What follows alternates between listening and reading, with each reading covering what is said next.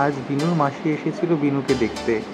বিনুর তো খুব মজা, মাসিকে পেয়ে টুকি টুকি খেলতে শুরু করে দিয়েছে।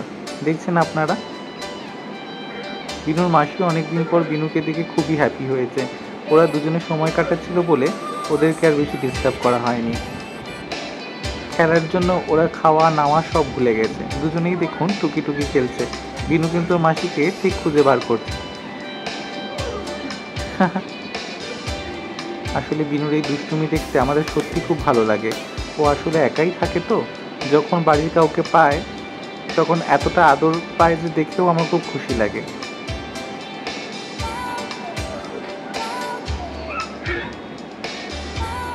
আমরা অনেকক্ষণ ধরে বিনুকে বোঝানোর চেষ্টা করছি বিনু এতটা দুষ্টুমি করে না, কিন্তু না, বিনু তো শোনার মানুষ নয়।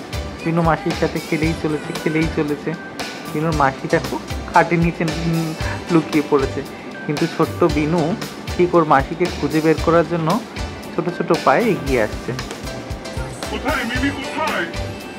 এই মাসি কোথায় গেল, মাসি কি কোথায় গেল খুঁজে পাওয়া যাচ্ছে না তো। বিনুর কিউরিসিটি দেখেছেন, ও খাট ধরে ঝুঁকে পড়েছে মাসিকে দেখবে বলে।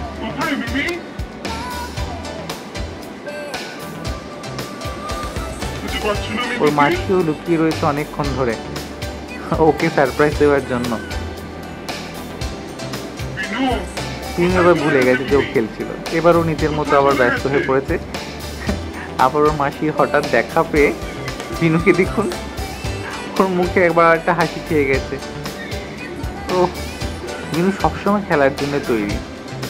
মাসি ভালোবাসা পেলে কোন বোনপো বা বোনঝি বলুন তো খুশি হবে না? আর স্পেশালি বিনু যেখানেও একা থাকে। সত্যি ওদের দুজনকে দেখে আমারও আজকে খুব ভালো লাগলো। দুজনে এতদিন পর দেখা হলো, একে অপরকে মিস করছিল মনে হয়।